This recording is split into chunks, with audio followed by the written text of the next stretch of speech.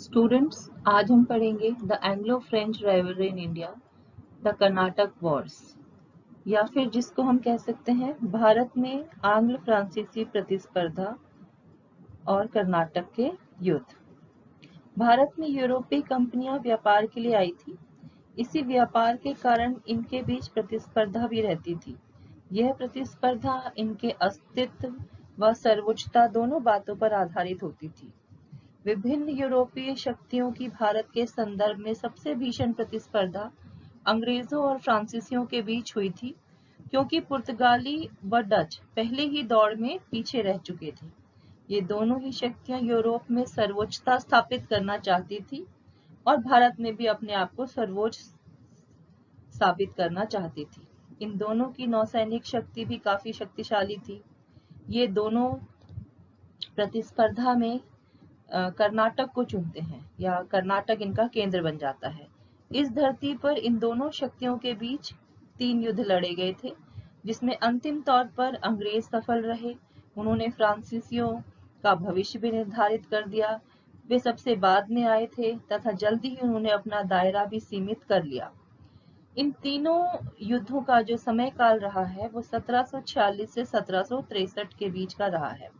इस समय यूरोप व भारत दोनों की ही राजनीतिक स्थिति काफी उतार चढ़ाव वाली रही है, और ये जो कर्नाटक युद्ध है, इन दोनों शक्तियों को आमने सामने लाने में भारत में और यूरोप में ये दोनों ही काफी ज्यादा अहम रोल इन्होंने प्ले किया है। भारत में फ्रांसीसियों और अंग्रेजों के बीच 3 कर्नाटक युद्ध हुए थे, 1746 से लेकर 1763 के बीच में। पहला कर्नाटक युद्ध 1746 से 1748 के बीच में लड़ा गया था। दूसरा कर्नाटक युद्ध 1748 से 1754 के बीच लड़ा गया था। तीसरा कर्नाटक युद्ध 1756 से लेकर 1763 के बीच में लड़ा गया था। अगर हम तीनों युद्धों के बारे में देखेंगे तो पहला कर्नाटक युद्ध जो था उसमें फ्रांसीसी जो है वो अंग्रेजों से आगे निकल गए। बाकी दोनों युद्धों में अंग्रेजों ने अपने आप को सर्वोच्च स्थापित किया था। पहले कर्नाटक युद्ध का जो प्रमुख कारण है वो अंग्रेजों और फ्रांसीसी के बीच जो यूरोप में प्रतिस्पर्धा थी, उसी को ही आगे उनके ये जो भारत में हमें उनकी समस्याएं देखने को मिलती हैं, उनके बीच की प्रतिस्पर्धा देखने को मिलती है। तो यूरोप की समस्या को लेकर अब भारत में भी उन दोनों के बीच में समस्याएं खड़ी हो गई थी, जिसको हम देखेंगे कि भारत में भी कर्नाटक युद्ध जो है वो शुरू हो गए थे। तो इनके अलग अलग कारण है। प्रमुख कारणों में सबसे पहला कारण है इन दोनों के बीच जो व्यापारिक शत्रुता थी, the commercial rivalry between them. तो अंग्रेज और फ्रांसीसियों के मध्य तनाव का मुख्य कारण आर्थिक था। ये दोनों इस क्षेत्र में व्यापार पर अपना एकाधिकार स्थापित करना चाहते थे। इसके लिए इनके बीच में ईर्ष्या भाव तो था ही, साथ ही एक दूसरे की शक्ति को भी ये दोनों नियंत्रित करना चाहते थे। अंग्रेज व फ्रांसीसी दोनों ही इसके लिए हर प्रकार की नीतियां या कूटनीतिक कदम उठा रहे थे। इन दोनों के बीच शांतिपूर्वक किसी भी प्रकार का समझौता नहीं हो पाया, अतः इन दोनों के बीच टकराव की स्थिति भारत में बन गई थी। दूसरा कारण है कर्नाटक की कमजोर स्थिति। कर्नाटक के युद्धों के कारणों में सबसे बड़ा कारण है कि यहाँ के स्थानीय शासक बेहद कमजोर थे। कर्नाटक में षड्यंत्र व टकराव का बोलबाला था। इनके अंदर इतनी शक्ति नहीं थी कि ये अपने प्रतिद्वंदी या यूरोपीय ताकतों को रोक सके। कर्नाटक की राजधानी पर फ्रांसीसी व अंग्रेज दोनों ही अपने अपने प्रतिद्वंदी या यूरोपीय ताकतों को रोकना चाहते थे, लेकिन वो ऐसा नहीं कर पाए। कई बार तो स्वयं नवाब अंग्रेजों या फ्रांसीसियों से सहायता लिया करता था। इसीलिए कर्नाटक के नवाब की कमजोर स्थिति इन दोनों के सामने आ गई थी, और दोनों ही अंग्रेज और फ्रांसीसी इस स्थिति का लाभ उठाना चाहते थे। अब तीसरा और प्रमुख कारण है ऑस्ट्रिया के उत्तराधिकार की समस्या। तो सबसे पहले हमें यूरोप में इन दोनों देशों की स्थिति को समझना होगा। फ्रांस और इंग्लैंड ये दोनों ही यूरोप में एक दूसरे के कट्टर दुश्मन रहे हैं। ये दोनों पड़ोसी देश हैं और इनके बीच में एक इंग्लिश चैनल जो है वो है, अन्यथा ये दोनों पड़ोसी देश होते हुए एक दूसरे का कभी ये साथ नहीं देते थे और एक दूसरे से प्रतिस्पर्धा में लगे रहते थे। और इसी बीच एक और समस्या आ गई थी जो कि ऑस्ट्रिया के उत्तराधिकार की समस्या थी। तो इस समय हम देखेंगे कि 1740 में ऑस्ट्रिया का शासक बीमार हो गया। इस शासक के 3 पुत्रों में से एक अंग्रेजों का समर्थक था, दूसरा फ्रांस का समर्थक था और दोनों ही जो राजकुमार थे अपने अपने सहयोगी देश से समर्थन पाकर सत्ता पर अधिकार करने की कोशिश करने लगे। जब 1744 में ऑस्ट्रिया के सम्राट की मृत्यु हो जाती है, तो जैसे ये समाचार फैलता है, अंग्रेजों और फ्रांसीसियों के बीच यूरोप में युद्ध हो जाता है शुरू। और यूरोप के साथ साथ जहां भी इन दोनों शक्तियों के उपनिवेश थे, वहां पर संघर्ष जो है प्रारंभ हो जाता है और इसका सबसे भयानक स्वरूप हमें भारत में देखने को मिलता है। तो ये कुछ प्रमुख कारण थे प्रथम कर्नाटक युद्ध के शुरू होने की वजह।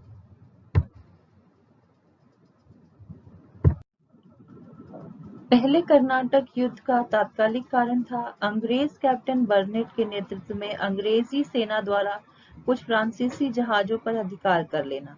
बदले में फ्रांसीसी गवर्नर ला बुर्दने के सहयोग से ड्यूप्ले ने मद्रास के गवर्नर मोर्स को आत्मसमर्पण के लिए मजबूर कर दिया। इस समय अंग्रेज फ्रांसीसियों के सामने बिल्कुल असहाय थे। तो प्रथम कर्नाटक युद्ध के समय ही कर्नाटक के नवाब अनवरुद्दीन ने महफूज खान के नेतृत्व में 10,000 सिपाहियों की सेना का फ्रांसीसियों पर आक्रमण के लिए भेज दिया। कैप्टन पैराडाइज के नेतृत्व में फ्रांसीसी सेना ने सेंट थॉमे के युद्ध में नवाब को पराजित कर दिया। जून 1748 में अंग्रेज रियर एडमिरल बस्कोबेन के नेतृत्व में एक जहाजी बेड़ा ने पौंडीचेरी को घेरा, परंतु सफलता नहीं मिली। यूरोप में अंग्रेजों और फ्रांसीसियों के बीच ऑस्ट्रिया में लड़े जा रहे उत्तराधिकार के युद्ध की समाप्ति हेतु 1749 ईस्वी में एक्स-ला शैपेल की संधि नामक संधि के संपन्न होने पर भारत में भी इन दोनों कंपनियों के बीच संघर्ष समाप्त हो गया। और इसी तरह से ये कुछ घटनाएं थी प्रथम कर्नाटक के युद्ध की। अगर हम इसके परिणामों की बात करेंगे तो इसके परिणामों में सबसे पहले भारतीय शासकों की जो कमजोरियां थी, जो उनकी सैनिक और राजनीतिक कमजोरियां थी, वो सबके सामने आ गई थी और उसका फायदा अंग्रेज और फ्रांसीसी दोनों उठाना चाहते थे। इसी तरह से अंग्रेजों और फ्रांसीसियों को ये अब समझ में आ गया था कि जो नेवी है, जो उनकी नौसैनिक शक्ति है, वो एक बहुत बड़ा रोल प्ले करेगी भारत में अपनी प्रभुसत्ता को आगे स्थापित करने के लिए। यूरोपियन कंपनीज जो थी, अब वो फॉर्मली भारत की राजनीतिक स्थिति में वो उन्होंने हस्तक्षेप करना शुरू कर दिया था। और इसी तरह से ड्यूप्ले की जो कूटनीति थी वो सारे विश्व के सामने साबित हो गई। भारत में और यूरोप में दोनों में जगह ही उसका कद काफी ऊंचा हो गया था। और इस युद्ध के समय ही आप देखोगे यूरोप में जो एक्स-ला शैपेल की संधि करी गई थी, उसके तहत भारत में भी शांति की स्थापना हो गई थी और प्रथम कर्नाटक युद्ध समाप्ति की ओर बढ़ गया था।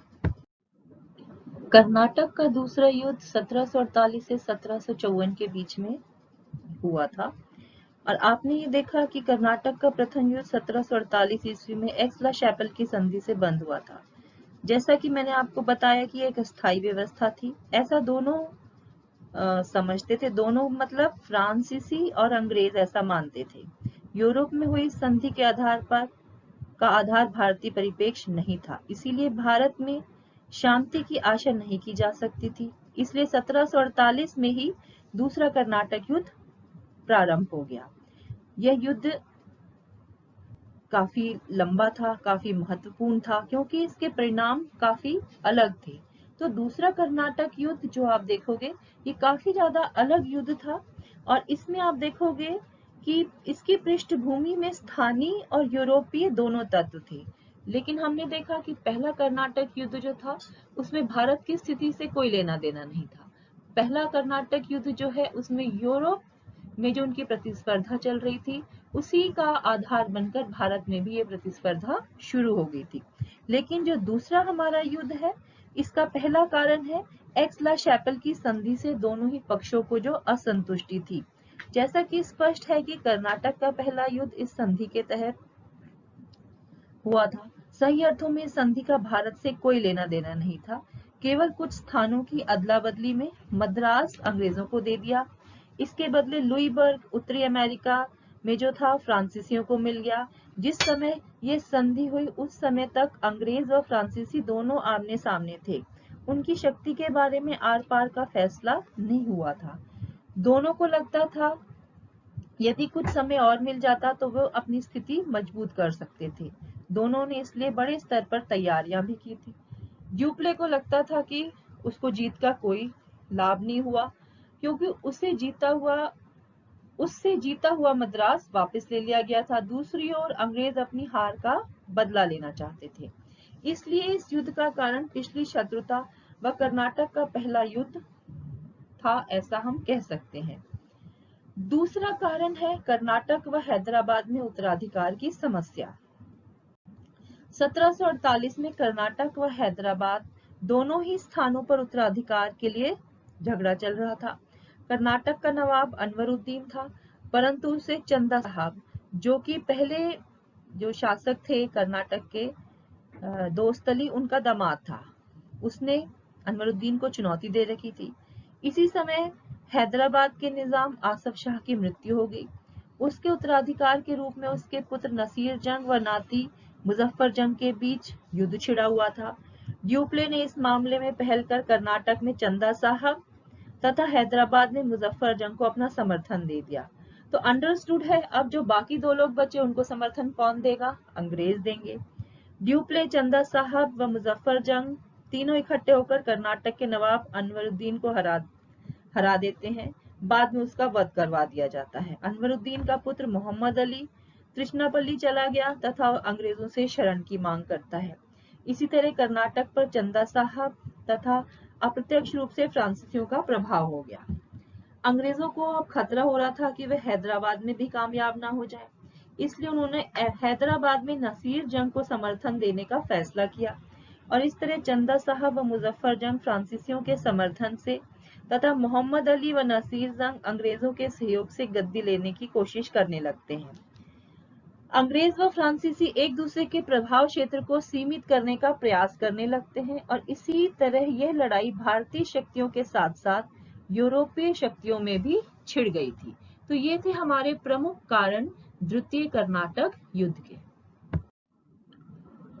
जैसा कि अभी मैंने आपको बताया कि कर्नाटक का जो द्वितीय युद्ध है ये हैदराबाद और कर्नाटक के उत्तराधिकार के प्रश्न पर लड़ा गया था। इस युद्ध के समय कर्नाटक के नवाबी पद को लेकर संघर्ष हुआ। चंदा साहब ने नवाबी के लिए ड्यूप्ले का सहयोग प्राप्त किया। दूसरी ओर ड्यूप्ले ने मुजफ्फर जंग के लिए दक्कन की सूबेदारी का समर्थन किया था। अंग्रेजों ने अनवरुद्दीन और नसीर जंग को अपना समर्थन प्रदान किया था। ये मैंने आपको अभी तक बताया है। तो इसी तरह से हम देखेंगे मुजफ्फर जंग अब दक्कन का सूबेदार बन गया और उसकी प्रार्थना पर फ्रेंच सेना की एक टुकड़ी उसी के नेतृत्व में हैदराबाद में तैनात कर दी गई। चंदा साहब ने 1749 में अंबुर में अनवरुद्दीन को पराजित करके मार दिया तथा कर्नाटक के अधिकांश हिस्सों पर अधिकार कर लिया था। लेकिन मुजफ्फर जंग दक्कन की सूबेदारी हेतु अपने भाई नसीर जंग से पराजित हुआ। लेकिन 1750 में नसीर की मृत्यु के बाद मुजफ्फर को दक्कन का सूबेदार बना दिया गया। इसी समय दक्षिण भारत में फ्रांसीसियों का प्रभाव चरम पर था और इसी बीच रॉबर्ट क्लाइव, जो इंग्लैंड से मद्रास एक किरानी के रूप में आया था, 1751 ईस्वी में 500 सिपाहियों के साथ धारावाड़ पर धावा बोलकर कब्जा कर लेता है और फ्रांसीसी सेना को आत्मसमर्पण हेतु विवश होना पड़ता है और चंदा साहब की हत्या कर दी जाती है। फ्रांस स्थित अधिकारियों ने भारत में ड्यूप्ले की नीति की आलोचना करते हुए उसे वापस फ्रांस बुला लिया था तथा उसके स्थान पर गोदेह को 1 अगस्त 1754 में भारत का गवर्नर बना दिया जाता है। तो ये कुछ हमारी प्रमुख घटनाएं हैं द्वितीय कर्नाटक युद्ध की। तो इस तरह से जब ड्यूप्ले को वापस फ्रांस बुला लिया जाता है तो ये पौंडीचेरी की संधि इन दोनों शक्तियों के बीच में करी जाती है और इस पौंडीचेरी की संधि के तहत जो युद्ध के परिणाम है या इसका महत्व है वो हम पढ़ेंगे। तो गोदेहू दिसंबर 1754 में भारत में आता है एवं उसने जनवरी 1755 में अंग्रेजों के साथ एक संधि करता है जिसे हम पौंडीचेरी की संधि कह सकते हैं। इस संधि की शर्तें कुछ इस प्रकार थी। पहली शर्त थी कि अंग्रेजों व फ्रांसीसियों के पास केवल वही क्षेत्र अधिकार में रहेंगे जो युद्ध के पहले थे। विवादास्पद क्षेत्रों को बाद में विवादास्पद क्षेत्रों के लिए बाद में निर्णय लिया जाएगा। दूसरी बात है, दोनों ही शक्तियां भारतीय राजाओं के आपसी झगड़ों में हस्तक्षेप नहीं करेंगी। तीसरी बात यह थी कि दोनों देशों के गवर्नर तथा अधिकारी भारतीय शासकों से कोई लाभ, पद, उपाधि या आर्थिक सहायता नहीं लेंगे। चौथा पॉइंट है, दोनों ने यह वचन दिया कि वे भारत में नए दुर्ग नहीं बनाएंगे तथा न ही भारतीय शासकों की किलेबंदी व सेना प्रशिक्षण में कोई सहायता करेंगे। हैदराबाद का शासक सलामत जंग तथा कर्नाटक का नवाब मोहम्मद अली को मान लिया जाता है। तो इस तरह से इस संधि की शर्तों को देखकर लगता है कि यह बराबरी पर आधारित थी। सच तो यह है कि दोनों ही शक्तियां युद्ध से तंग आ चुकी थी, इसलिए वो समझौता करना चाहती थी और इस युद्ध में अंग्रेजों के सम्मान व शक्ति की काफी वृद्धि हुई थी, जबकि फ्रांसीसियों को नुकसान हुआ था। ड्यूप्ले का राजनीतिक भविष्य समाप्त हो गया था, जबकि क्लाइव उत्थान के मार्ग पर आगे बढ़ रहा था। दोनों ही देश इस संधि से संतुष्ट नहीं थे। फ्रांसीसी कहते थे कि गोदेहू ने राष्ट्र के अपमान पर हस्ताक्षर किए हैं, जबकि अंग्रेज इसे निरर्थक बताते थे। तो इस तरह से ये जो पौंडीचेरी की संधि हुई थी, इससे दोनों ही पक्ष पूर्ण रूप से असहमत थे।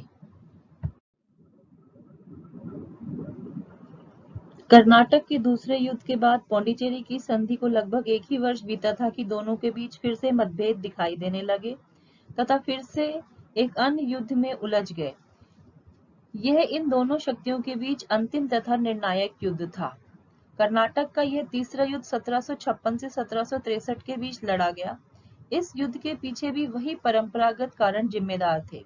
इन कारणों में भारतीय व विदेशी तत्व दोनों का ही समावेश था। तो पहला कारण है हमारा पौंडीचेरी की संधि। कर्नाटक के दूसरे युद्ध के बाद पौंडीचेरी की संधि हुई थी।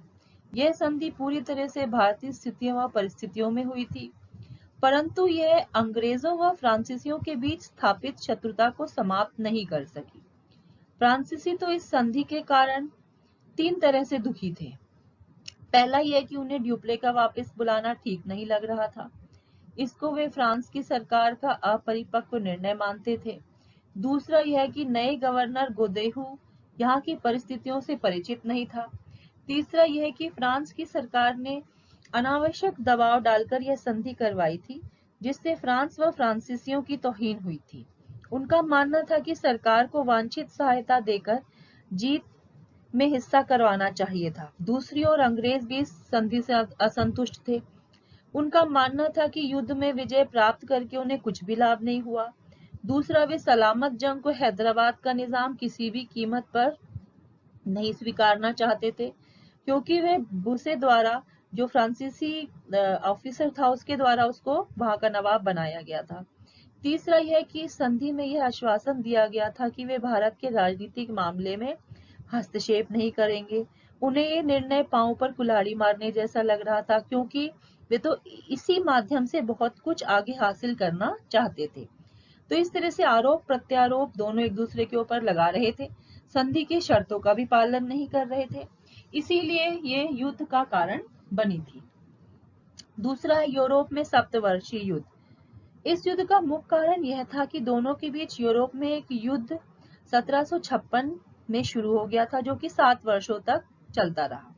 यूरोप के इतिहास में इसे सप्तवर्षीय युद्ध कहा जाता है। यह युद्ध यूरोप के राजनीतिक परिप्रेक्ष्य तथा इंग्लैंड व फ्रांस के बीच मौलिक मतभेदों के कारण हुआ था। इसके चलते ही यह विश्व के उन सभी स्थानों पर फैल गया जहां जहां पर इन दोनों की शक्तियां अर्थात दोनों की कॉलोनीज थी। इस तरह यह यूरोप, अमेरिका व भारत में एक साथ घोषित हो गया। दोनों ही देश ये सोचते थे कि शत्रु पक्ष के प्रत्येक स्थान पर कमजोर करना है, शत्रु को हर पक्ष पर कमजोर करना है तथा उसके अस्तित्व को मिटाना है। भारत में भी इस तरह का वातावरण पहले से ही तैयार था। इसलिए ये युद्ध तीसरे कर्नाटक के युद्ध के रूप में शुरू हो गया। तो ये हमारे कारण थे तृतीय कर्नाटक युद्ध के। अब हम पढ़ेंगे इस तृतीय कर्नाटक युद्ध की घटनाओं के बारे में, इसके परिणाम एवं महत्व के बारे में। तो कर्नाटक के दूसरे युद्ध के ठीक 2 साल बाद कर्नाटक का तृतीय युद्ध आरंभ हो गया था। यह युद्ध 1756 से 1763 तक चला। इस समय यूरोप में सप्तवर्षीय युद्ध आरंभ हो गया था और इंग्लैंड तथा फ्रांस में के बीच में फिर से ठन गई थी। इसके फलस्वरूप भारत में भी अंग्रेजों और फ्रांसीसियों में लड़ाई शुरू हो गई थी और इस बार ये लड़ाई कर्नाटक की सीमा लांघकर बंगाल तक पहुंच गई थी। कर्नाटक का तीसरा युद्ध सप्तवर्षीय युद्ध का ही एक महत्वपूर्ण अंश माना जाता है। सप्तवर्षीय युद्ध में फ्रांस ने ऑस्ट्रिया तथा इंग्लैंड ने प्रशा को समर्थन देना शुरू किया, जिसके परिणाम स्वरूप भारत में फ्रांसीसी और अंग्रेजी सेना में युद्ध प्रारंभ हो गया। 1757 में फ्रांसीसी सरकार ने काउंट लैली को इस संघर्ष से निपटने के लिए भारत भेजा। दूसरी ओर बंगाल पर कब्जा करके अपना धन अर्जित कर लेने के कारण अंग्रेजी दक्कन को जीत पाने में सफल रहे। काउंट लैली ने 1758 में फोर्ट सेंट डेविड को अपने अधिकार में ले लिया, परंतु इसका तंजौर पर अधिकार करने का सपना पूरा न हो सका। इस कारण उसकी व्यक्तिगत एवं फ्रांस की छवि पर बुरा असर पड़ा। लॉली ने बुसी को हैदराबाद से बुलाया ताकि वह इस युद्ध में अपनी स्थिति को मजबूत कर सके, परंतु 1760 में अंग्रेजी सेना ने सर आयरकुट के नेतृत्व में वॉन्डिवॉश की लड़ाई में फ्रांसीसियों को बुरी तरह से शिकस्त दे दी। बुसी को अंग्रेजी सेना ने कैद कर लिया। 1761 में ही अंग्रेजों ने फ्रांसीसियों से पौंडीचेरी को छीन लिया। इसके पश्चात जिंजी तथा माही पर भी अंग्रेजों का अधिकार हो गया। तो इस तरह से अंग्रेजों की स्थिति दक्कन में और बंगाल में काफी ज्यादा मजबूत हो गई।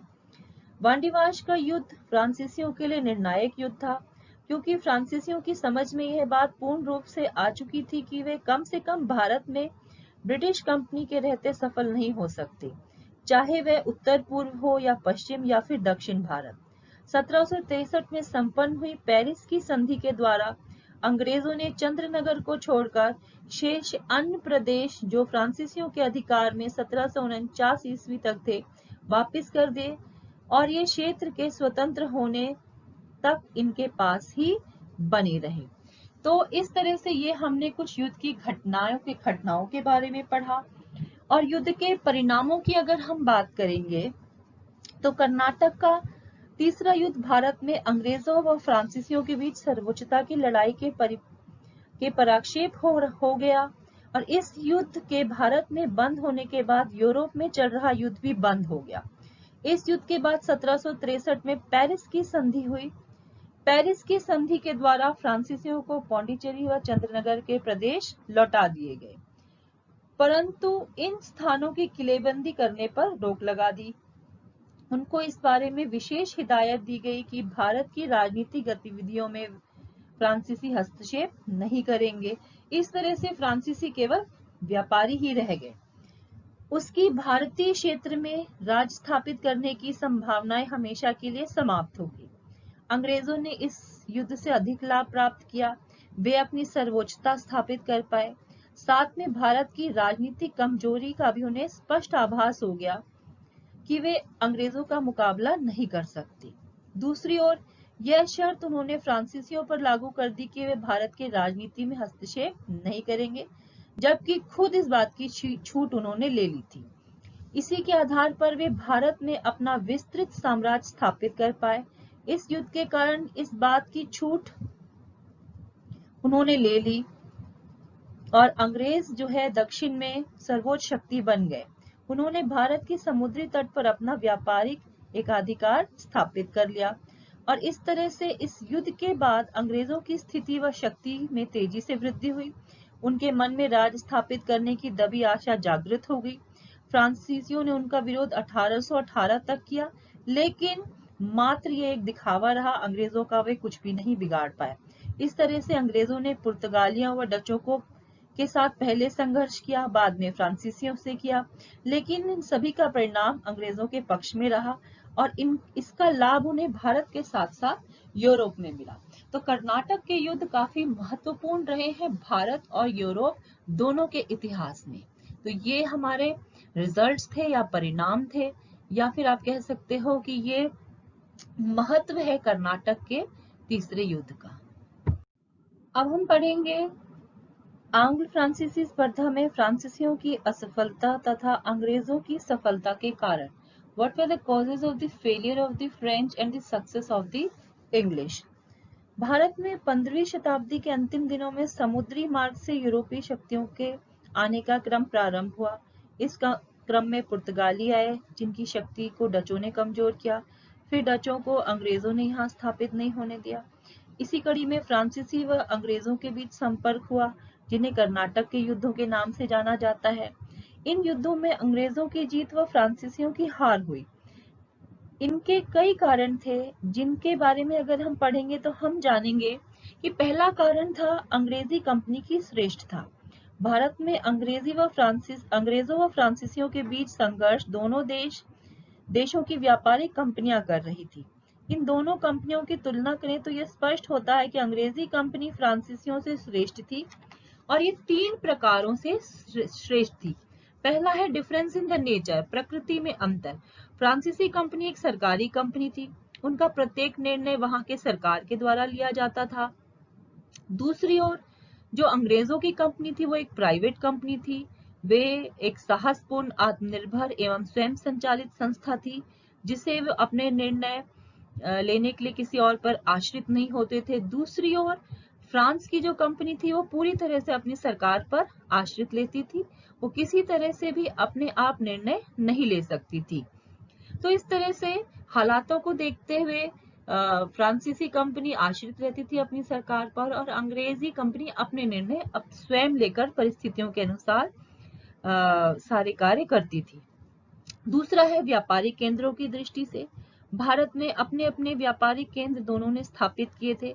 अंग्रेजों का केंद्र थे बंबई, कलकत्ता, मद्रास थे, जबकि फ्रांसीसियों के पौंडीचेरी, चंद्रनगर, माही व कारिकल जैसे स्थान थे। सामरिक व व्यापारिक दृष्टि से फ्रांस के केंद्र काफी छोटे थे, ना ही वो सुरक्षित थे।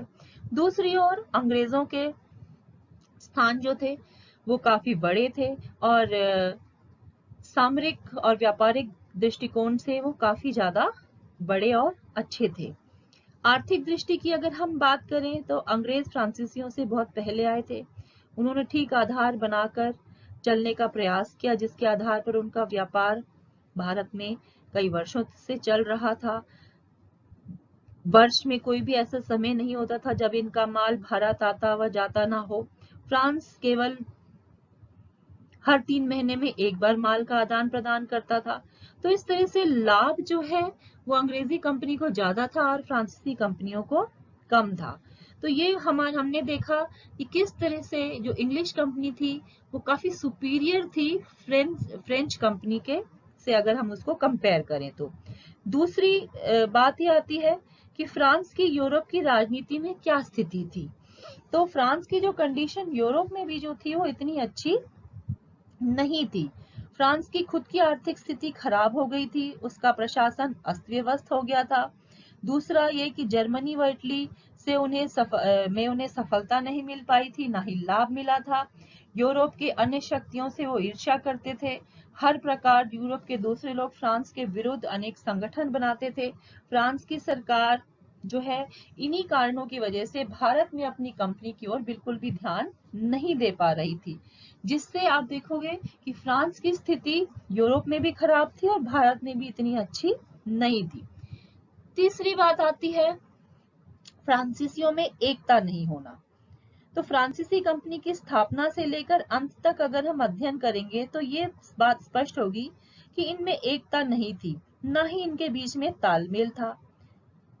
ऐसे कितने ही अवसर आए जब एक सेना नायक ने दूसरों को उचित सहयोग नहीं दिया, जिसकी वजह से फ्रांसीसियों को हार का सामना करना पड़ा। किसी भी फ्रांसीसी को कंपनी की चिंता कम रहती थी, वो अपने व्यक्तिगत उन्नति और लाभ को ज्यादा देखते थे। ये लोग ज्यादातर जो इनके ऑफिसर्स जो थे वो जब अब सक्सेसफुल नहीं होते थे, कामयाब नहीं होते थे, उनको वहां से वापस बुला लिया जाता था, मुकदमा चलाया जाता था, कठोर कारावास दिया जाता था। तो इस तरह से फ्रांसीसी सरकार का उनको साथ नहीं मिलता था और फ्रांसीसी काफी स्वार्थी सोच और अवसरवादिता और जो उनके बीच में फूट थी वही उनके पतन का कारण बना था। चौथा पॉइंट आता है अंग्रेजों की श्रेष्ठ नौसेना।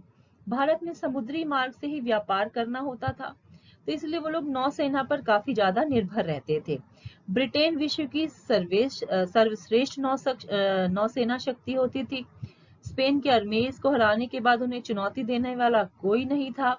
उनके पास बहुत सारे जहाज थे, युद्ध के जहाज थे। फ्रांसीसी कंपनी के पास साधारण जहाज थे।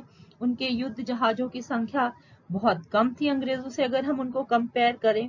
तो इस तरह से आप देखोगे कि अंग्रेज जो थे नौसैनिक दृष्टि से वो काफी ज्यादा शक्तिशाली थे और फ्रांसीसी शक्तियां उनके सामने कुछ भी नहीं थी। नेक्स्ट पॉइंट आता है हमारा अंग्रेजों के योग्य नेता। किसी भी सफलता या असफलता में नेतृत्व की भूमिका अहम होती है और अंग्रेजों के पास लॉरेंस, क्लाइव, सर आयरकोट, पोकॉक आदि कई नेता थे, जबकि फ्रांसीसियों के पास केवल डुप्ले और बुस्से को छोड़कर कोई भी नेता नहीं था जो गंभीर परिस्थितियों में भी उनकी मनोदशा को सही दिशा दे सके। अंग्रेजी नेता कूटनीतिक, अच्छे प्रशासक तथा अपने लोगों में सामाजिक भी होते थे, जबकि इसके विपरीत फ्रांसीसी सर्वगुण संपन्न नहीं थे। उनमें आपसी तालमेल की कमी थी, जिसके अभाव में वो फ्रांसीसी असफल होते गए और अंग्रेज सफल होते गए। फिर अगला पॉइंट आता है हमारा अंग्रेजों की बंगाल पर विजय। जिस समय कर्नाटक में युद्ध चल रहे थे उसी समय अंग्रेजों ने बंगाल को जीत लिया। उस समय बंगाल भारत में आर्थिक संसाधनों व व्यापारिक दृष्टि से बहुत महत्वपूर्ण था। अंग्रेजों को जो आर्थिक लाभ हुआ था बंगाल पर कब्जा करके, इससे उनकी राजनीतिक और आर्थिक स्थिति काफी मजबूत हुई थी। अंग्रेजों के लिए बंगाल जो है धन व रसद का खान बन गया, जिसकी सहायता से वो हर प्रकार से फ्रांसीसियों को पराजित करने में कामयाब हुए थे। दूसरी नेक्स्ट पॉइंट हम देखेंगे फ्रांसीसियों की आर्थिक अवस्था। दोनों कंपनियों के संदर्भ में हमने पढ़ा कि फ्रांसीसी कंपनी कमजोर थी। साथ ही साथ समय के साथ साथ कंपनी के अधिकारी भी इस दशा को सुधारने में कोई विशेष ध्यान नहीं देते थे, ना ही उनकी सरकार ध्यान देती थी।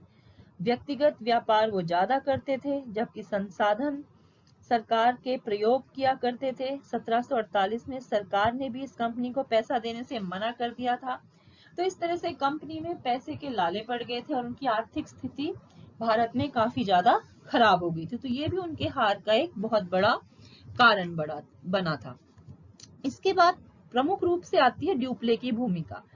फ्रांस का सबसे योग्य गवर्नर ड्यूप्ले था। उसने साम्राज्यवादी, विस्तारवादी व षड्यंत्रों की नीति अपनाकर इस कंपनी का विस्तार किया। उसने कंपनी में संगठन व अधिकारियों में तालमेल बनाना कम महत्वपूर्ण माना, जबकि भारतीय राजनीति में हस्तक्षेप करना मुख्य उसने अपना काम बना लिया था। वो इसमें कामयाब तो रहा, लेकिन उसकी कार्यप्रणाली पूरी तरह से गोपनीय होती थी। वो किसी पर भी विश्वास नहीं करता था। टीम एफर्ट्स या टीम की भावना से वो काम नहीं कर पाया था। तो इसकी वजह से अपने ही लोग उससे ईर्ष्या करने लगे थे। वो केवल दिखावटी तौर पर उसको सम्मान देते थे और उसके चले जाने के बाद ऐसा कोई भी व्यक्ति नहीं था जो उसके द्वारा अपनाई गई नीतियों को कार्य रूप दे सके। इस तरह से वो कई जगह अपने ही बुने हुए जालों में फंस जाता था और स्वयं ड्यूप्ले ही अपने पतन का कारण बना था। तो फ्रांस की स्थिति को खराब करने में ड्यूप्ले का बहुत बड़ा रोल रहा है, जबकि उसको फ्रांसीसियों का सबसे सफल गवर्नर भी माना जाता है। लास्ट में है फ्रांसीसियों की धार्मिक नीति। फ्रांसीसियों के पतन के कारणों में उसकी धार्मिक नीति भी काफी बड़ी रूप से जिम्मेदार थी। वे पुर्तगालियों की तरह बदनाम हो गए थे। उन्होंने अपने क्षेत्र में धर्म के प्रचार के लिए शक्ति का प्रयोग किया। भारतीयों के लिए धर्म काफी महत्वपूर्ण होता है। वे हर प्रकार के नुकसान को झेल सकते हैं, लेकिन धर्म के मामले में वो सजग रहते थे। विभिन्न फ्रांसीसी बस्तियों के पास की जनता उनकी इस नीति की शिकायत लगातार शासकों से करती थी। और जब भी मौका मिलता था वो फ्रांसीसियों को इस मामले में कभी भी हस्तक्षेप नहीं करने देते थे। तो इस तरह से धार्मिक कट्टरता की जो नीति थी वो भी काफी महत्वपूर्ण रोल प्ले किया था फ्रांसीसियों को कमजोर करने में। दूसरी ओर अंग्रेज स्तंभ धर्म में उदार थे तथा भारतीयों के धर्म संबंधी मामलों में हस्तक्षेप नहीं करते थे, इसलिए फ्रांसीसियों की यह नीति भी उनके पतन का बहुत बड़ा कारण बनी थी। तो हम ये कह सकते हैं कि इन विभिन्न कारणों व परिस्थितियों के चलते फ्रांसीसी व अंग्रेजों में तनाव हुआ, जिसमें अंग्रेज जीते, फ्रांसीसी हारे। अंग्रेज भारतीय राजनीति व व्यापार में सर्वेसर्वा बन गए, जबकि फ्रांसीसियों को व्यापार की सीमित गतिविधियों से ही संतुष्ट होना पड़ा। तो ये प्रमुख कारण थे फ्रांसीसियों के फेलियर के, या उनकी आप कह सकते हो असफलता के, और अंग्रेजों की जीत या उनकी सफलता के। धन्यवाद।